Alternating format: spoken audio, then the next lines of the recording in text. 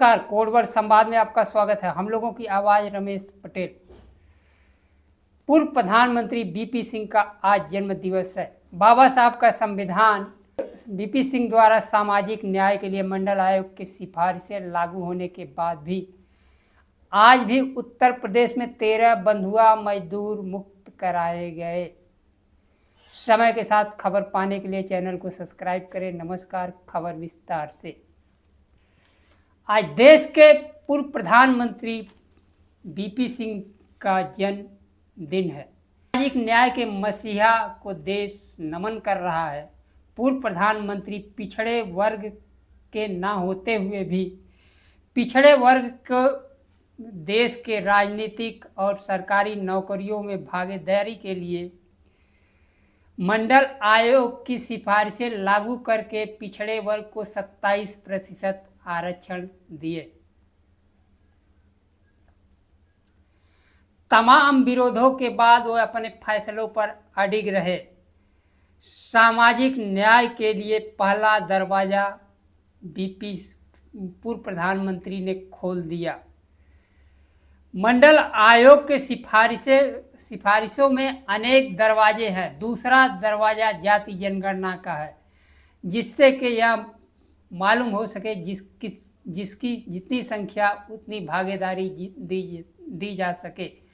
लेकिन 27% आरक्षण 35 वर्ष लागू होने के बाद भी आज तक जाति जनगणना नहीं हो पाई, जिससे कि जनसंख्या जिसकी जितनी संख्या उतने ही उस हिसाब से भागीदारी मिल सके।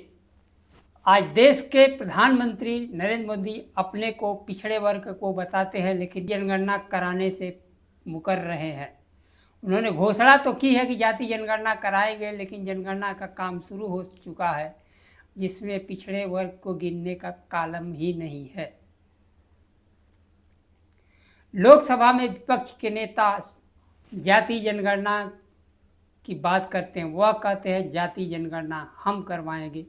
अगर वर्तमान सरकार जाति जनगणना कराएगी तो वह डेटा सही जारी नहीं करेगी। वो जाति जनगणना राहुल गांधी के हिसाब से करा ही नहीं सकते। तरफ देश पूर्व प्रधानमंत्री को नमन कर रहा है, वही उत्तर प्रदेश के मुजफ्फरपुर से दोना पत्तल कारखाने से 13 बंधुआ मजदूर मुक्त कराए गए। इन मजदूरों को उत्तर प्रदेश, बिहार, राजस्थान, झारखंड तथा नेपाल, हरियाणा से लाया गया था। मजदूर दलित पिछड़े वर्ग से आर्थिक रूप से कमज़ोर हैं। इन्हें बेहतर वेतन का लालच देकर काम पर लगाया गया और मुफ्त में काम कराए गए। मजदूरी के नाम पर इन्हें कुछ नहीं मिला।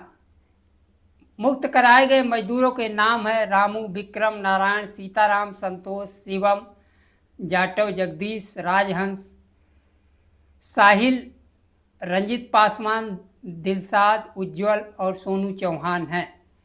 मजदूरों को बंधक बनाकर जबरन काम कराया जाता था।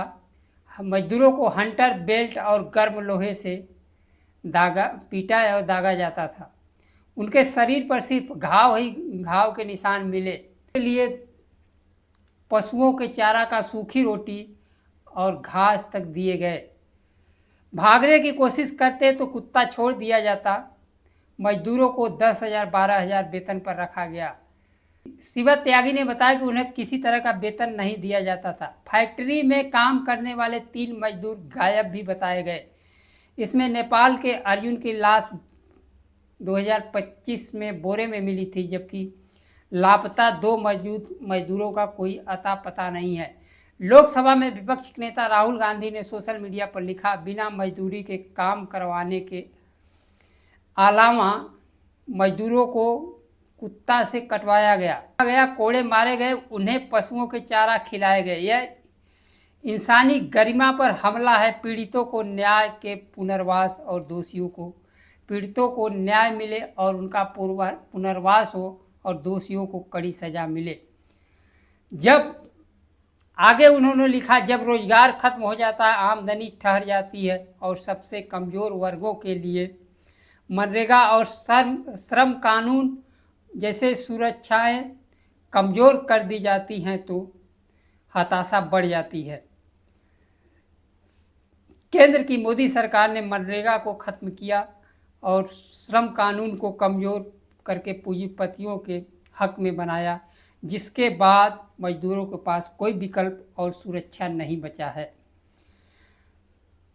वो ऐसे में शोषण के शिकार बन जाते हैं। कोई आपराधिक घटना नहीं है, यह एक धराशायी देश की मृत अर्थव्यवस्था का मलबा है। दलित, पिछड़े, आदिवासी, कमजोर वर्ग को